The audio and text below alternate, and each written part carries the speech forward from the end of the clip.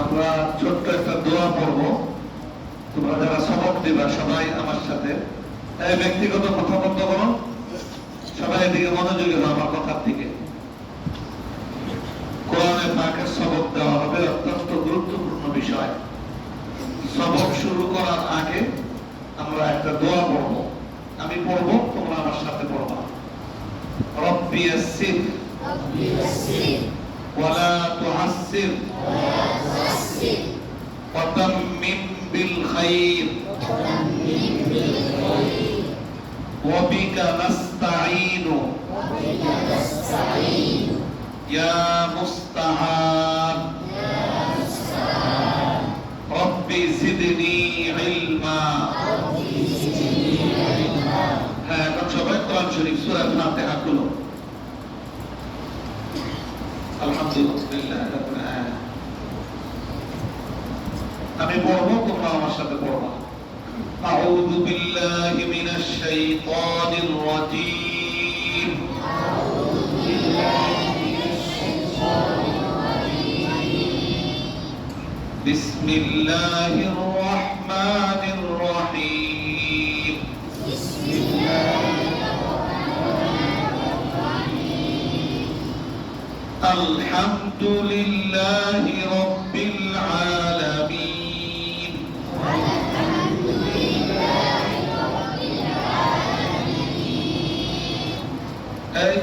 তুমি কি সবক দিতেছ না? পড়ো আমার সাথে। আরেক দিকে তাকায় রয়েছে কেন? কোরআন শরীফের দিকে তাকাও। আর রহমানির রহিম। মালিকি ইয়াউমিদ্দিন। ইয়্যাকা না'বুদু ওয়া ইয়্যাকা নাস্তাঈন।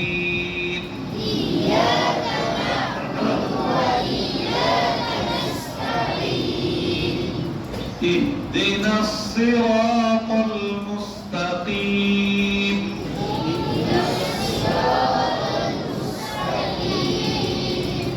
صراط الذين أنعمت عليهم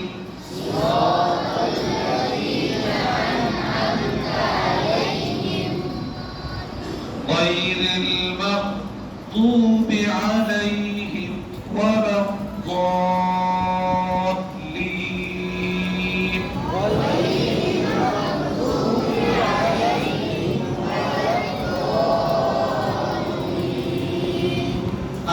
آمين. بس সবাই কোরআন শরীফ বন্ধ করো। আলহামদুলিল্লাহ, আজকের এই মজলিসের যে মূল মাকসাদ, উদ্দেশ্য, যে এখানে 13 জন ছাত্র ছাত্রী, এর মধ্যে 3 জন আছেন বয়স্ক আর 10 জন আছে কম বয়সী, আমাদের শিশুরা, ছোটরা। আলহামদুলিল্লাহ, এই সবক দেওয়া সম্পন্ন হইল। আল্লাহ পাক আজকে যারা কোরআনে পাকের সূরা ফাতিহার সবক দিল, প্রত্যেককেই আল্লাহ তাআলা পুরা 30 পারা সুন্দর মতো প্রথমে সহি শুদ্ধভাবে দেখে দেখে কোরআন শরীফ শেষ করবা, খতম করবা। আল্লাহ তাআলা তাদেরকে তৌফিক দান করুন। আমিন। আলহামদুলিল্লাহ, এরা হয়তো প্রায় সবাই স্কুলে পড়ে, ঠিক না? সবাই স্কুলে পড়ো না? স্কুলে পড়েও অল্প অল্প সময় দিয়ে আল্লাহর কালাম শিখা আল্লাহ তাআলা সহজ করে দিয়েছেন। কোরআনে পাকে আল্লাহ তাআলা বলেছেন, ওয়ালাকাদ ইয়াসসারনাল কুরআনা লিযিকর ফাহাল মিন মুদ্দাকির। আল্লাহ তাআলা কোরআন পড়া আল্লাহর বান্দা-বান্দীদের জন্য আল্লাহ তাআলা কি করেছেন? সহজ করেছেন। হ্যাঁ, সহজ পদ্ধতি তাদের সামনে আসতে হবে এবং উলামায়ে কেরামকে সেই সহজভাবে তাদেরকে পড়ানোর উদ্যোগ নিতে হবে। তাহলে ইনশাআল্লাহ সহজেই অন্য স্কুলের পড়ার পাশাপাশি অল্প সময় পড়েও আল্লাহ কোরআন তারা সুন্দর মতো শেখা, এটা কোনো অসম্ভব বিষয় নয়।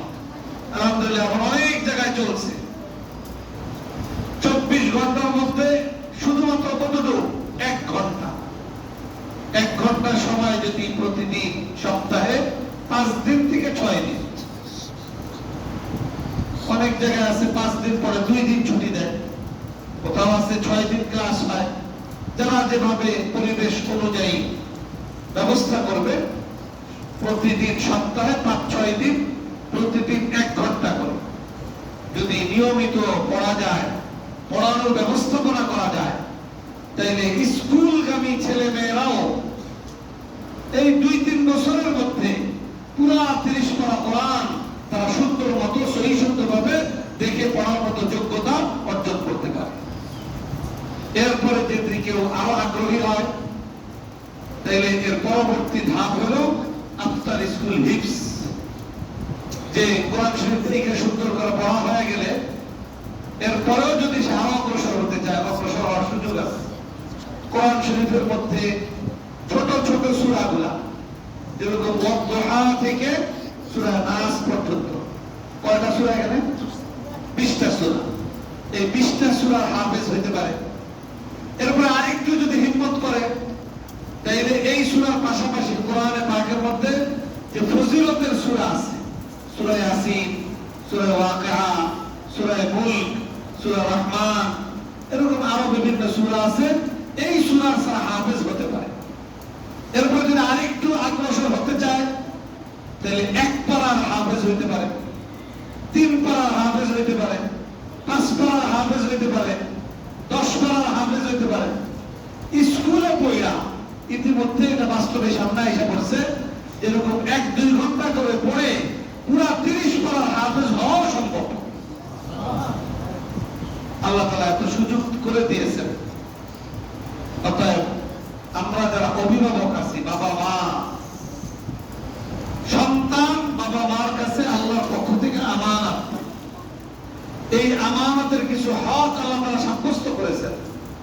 তার মধ্যে সবচেয়ে গুরুত্বপূর্ণ হক হলো প্রতিটা সন্তান, ছেলে হোক মেয়ে হোক, তাকে আমি দুনিয়ার আর যাই শিক্ষা দেই, আমার জন্য প্রধান কর্তব্য তাকে ন্যূনতম আল্লাহর কোরআন শিক্ষা দেওয়া। একজন মুসলমান হিসেবে তাকে মৌলিক ঈমান ইসলাম শিক্ষা দেওয়া, এটা প্রত্যেকটা বাবা মার উপরে তার প্রতিটা সন্তানের হক, এবং আল্লাহর পক্ষ থেকে প্রতিটা বাবা মার উপরে এটা দায়িত্ব এবং কর্তব্য। যদি এই কর্তব্য আমি পালন করি, তাহলে একদিকে আমাদের সন্তানেরা আমাদের জন্য বড় সম্পদ হবে, আর যদি আমরা এই দায়িত্ব পালন না করি, এই সন্তানরাই আমাদের ধ্বংসের কারণ হবে। দয়াবান সিদ্ধান্ত আমাদের কাছে, আমরা করতাম আমাদের সন্তানদেরকে আমরা কেমন হিসেবে গড়ে তুলব, আমাদের সম্পদ বানাবো না আমাদের ধ্বংসের কারণ হিসেবে তাদেরকে তৈরি করবো। আপনারা অনেকে বুঝতেছেন যে কি কথা বলতেছে, ধ্বংসের কারণ আল্লাহ কোরআন বলতেছে, আমি বলতেছি না, আল্লাহ কোরআন বলতেছে। وقالوا ربنا إنا أطعنا سادتنا وكبراءنا فأضلونا السبيل ربنا آتهم ضعفين من العذاب والعنهم لعنا كبيرا। আল্লাহ বলেন, যেই সন্তানদেরকে দ্বীন শিখাইলো না, ঈমান শিখাইলো না, কোরআন শিখাইলো না, তো তাদের আখিরাত ধ্বংস হওয়া অনিবার্য। তারা নাফরমান, তারা জাহান্নামী হবে, এটাই তো স্বাভাবিক। যখন আল্লাহ পাক ওই সকল নাফরমান সন্তানদের জন্য জাহান্নামের ফয়সালা ঘোষণা করবেন, তখন ওই সন্তানেরা আল্লাহর কাছে দরখাস্ত করবে যে আল্লাহ, আমরা নাফরমানি করছি, আমাদের উপরে দায়, কিন্তু আমাদের আগে আমাদের গার্জিয়ানদের উপরে আমাদের থেকে বেশি দায়। কারণ আমাদের গার্জিয়ানরা অনেক কঠিন কঠিন জিনিস আমাদেরকে শিখাইতে চাইছে, আমরা শিখছি।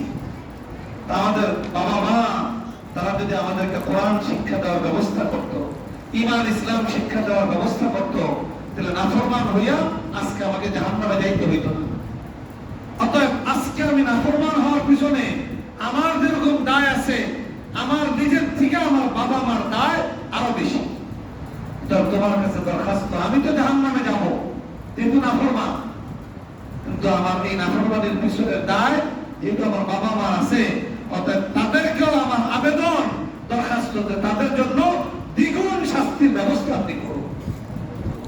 এটা কোরআনের পাকের কথা, আমার বানানো কথা না। এই জন্য বলছি, সন্তান আমার ধ্বংসের কারণ হতে পারে, আবার এই সন্তান আমার জন্য মহা সম্পদ হতে পারে। আল্লাহ রাসূল বলেন যে কেউ যদি তার সন্তানকে হাফেজে বা আমল বানাতে পারে, একজন ইমানদার পাক্কা ইমানদার হাফেজ বানাতে পারে, তো এই হাফেজ সন্তানের উসিলায় বাবা মাকে আল্লাহ তাআলা কিয়ামতের দিন কোটি কোটি মানুষের সামনে তাদের মাথায় নূরের মুকুট পরিয়ে তাদেরকে আল্লাহ তাআলা সম্মানিত করবেন। সুবহানাল্লাহ।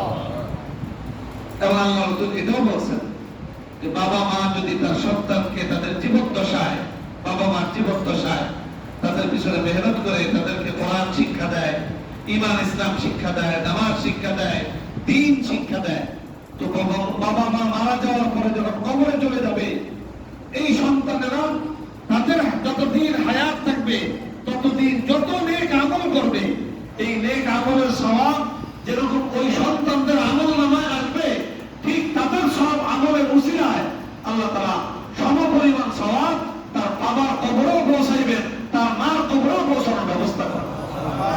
কত বড় সম্পদ! এই সম্পদ বানানোর সম্পদ হবে যদি আমরা তাদেরকে কোরআন শিক্ষা দেই, দ্বীন ইসলাম শিক্ষা দেই, দ্বীনদারি শিক্ষা দেই।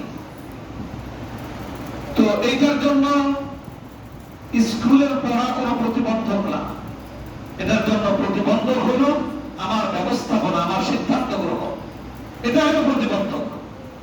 আমরা যদি সবাই ব্যবস্থাপনা গ্রহণ করি, এটা আয়োজন হয়েছে আফটার স্কুল মাত্রাম নামই দেওয়া হয়েছে স্কুলগামী বাচ্চাদের জন্য কোরআন শিক্ষার ব্যবস্থাপনা, দ্বীন শিক্ষার ব্যবস্থাপনা, নামের মধ্যেই মেসেজ দিয়ে দেওয়া হয়েছে যে স্কুল ছাড়তে হবে না, স্কুলে পড়েও তারা কি করতে পারবে, কোরআন শিখতে পারবে, দ্বীন শিখতে পারবে।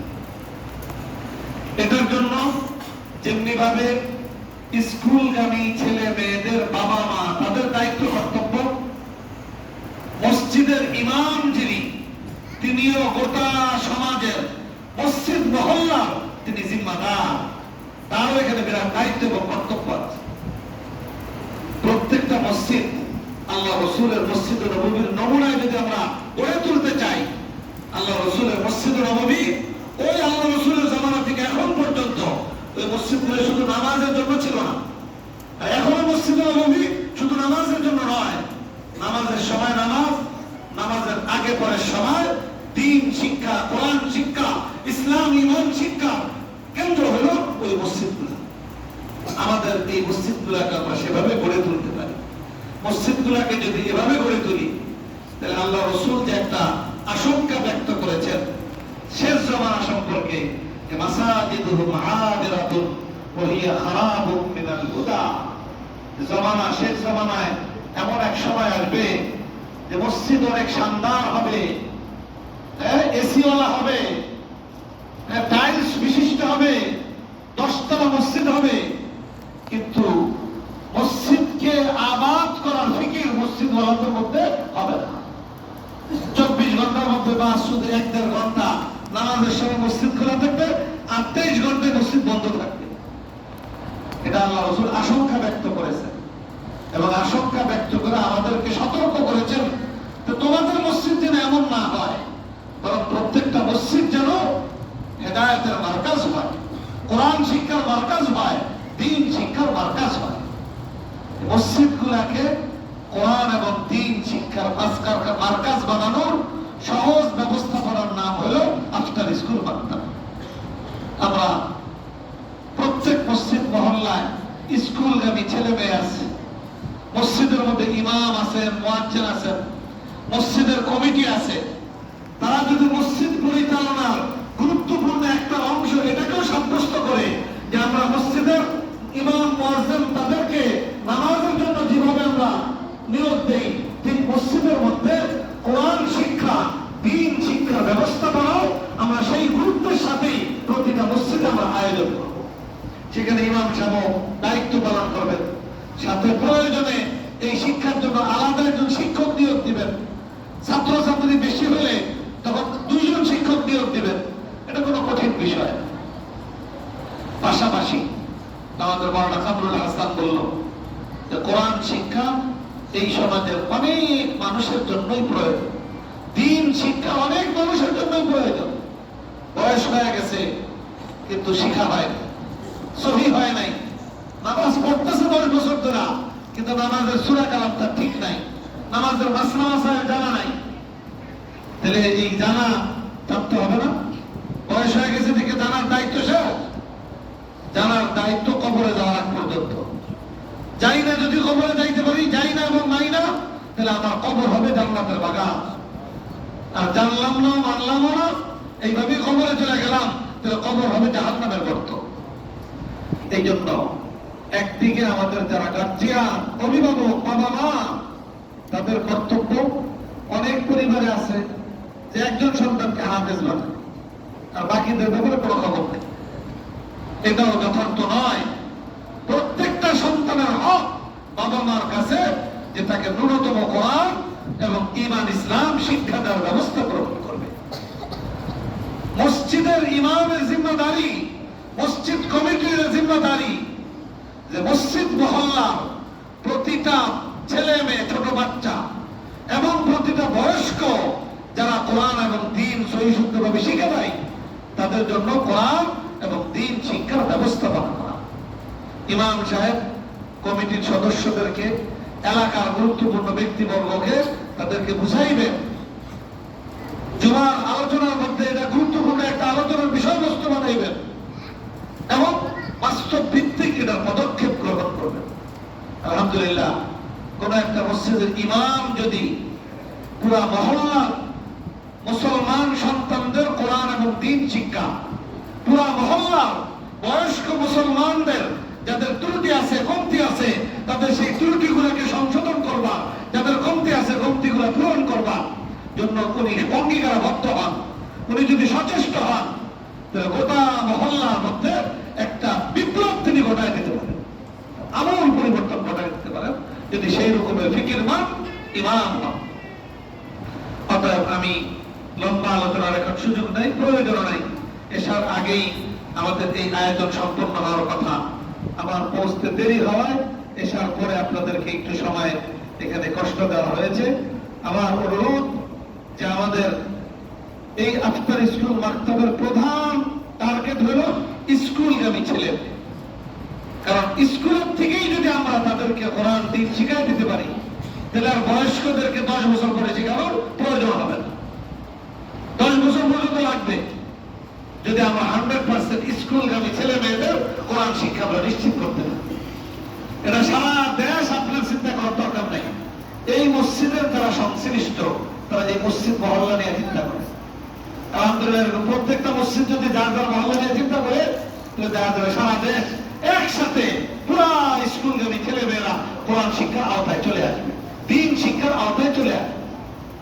এইভাবে 10 বছর যদি আমরা মেহনত করতে পারি, তাহলে ইনশাআল্লাহ 10 বছর পরে আর বয়স্কদেরকে নিয়ে আলাদা কি করতে হবে না, জিকির করতে। হ্যাঁ, কারো যদি আগ্রহ থাকে, অতিরিক্ত শিখবে, হিফজ করবে, আরেকটু পড়বে, আরো সুন্দর করবে, সেটার ব্যবস্থাপনা তো সেটার প্রয়োজনীয়তা থাকবে। কিন্তু মৌলিক কোরআন এবং দ্বীন শিক্ষা ইনশাআল্লাহ এইভাবে স্কুল বয়স থেকে ইনশাআল্লাহ আমরা যদি দিতে পারি, তাহলে আর বয়স্কদের জন্য আর তেমন কোনো প্রয়োজন থাকবে না। আর বর্তমানে সব শ্রেণীর মানুষের জন্য প্রয়োজনীয়তা আছে।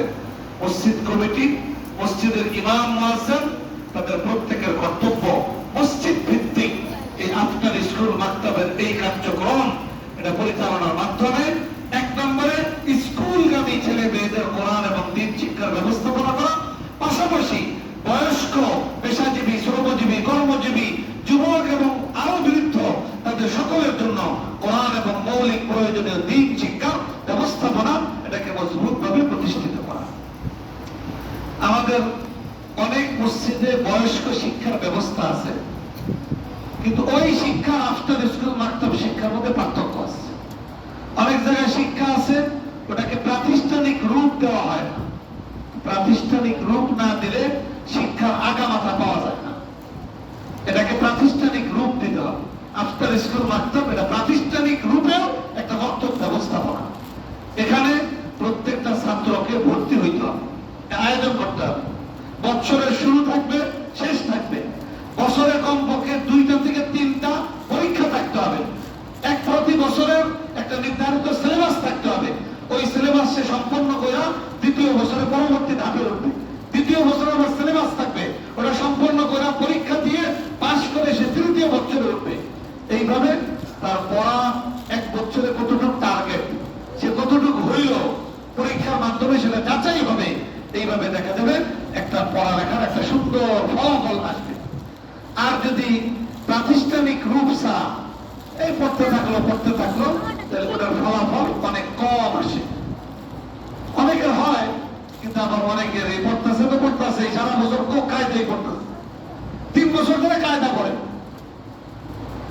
এইটা আফটার স্কুল মাকতাব, এটাকে প্রাতিষ্ঠানিক রূপ দিয়ে সুন্দর মতো এটাকে যদি পরিচালনা করা হয়, এটার পরিচালনার একটা গুরুত্বপূর্ণ জায়গা হলো মসজিদ। আলহামদুলিল্লাহ আমাদের বাংলাদেশে এখন মসজিদ বেশিরভাগ দোতলা, 3তলা, 4তলা। তো সেখানে 5 ওয়াক্ত নামাজে দেখা যায় একতলায় ব্যবহার হয়, বাকি 2-3 তলা ফ্রি থাকে। আপনারা দ্বিতীয় তলা নামাজে ব্যবহার হলে 3য় তলাটা সুন্দর মতো একটা পরিবেশ দেন। আজকাল বাচ্চারা, স্কুলের বাচ্চারা অনেক সুন্দর স্কুলের পরিবেশ দেখা অভ্যস্ত। তাদেরকে কোরআন শিক্ষা দিতে হইলে তাদের জন্য এরকম সুন্দর পরিবেশ নিশ্চিত করতে হবে। মসজিদের মধ্যে ব্যাপারে ওলামায়ে কেরাম আছেন, প্রায় সবাই মাদ্রাসার সাথে সংশ্লিষ্ট আছেন। মাদ্রাসার মহল্লা আছেন, মাদ্রাসার মহল্লা স্কুলগামী ছেলে মেয়েদের জন্য মাদ্রাসার ভিতরে আফটার স্কুল মাকতাবের একটা বিভাগ খুলেন। তাহলে মহল্লা স্কুলগামী ছেলে মেয়েদের হক আদায় হবে। বয়স্কদের জন্য একটা ক্লাস খুলেন।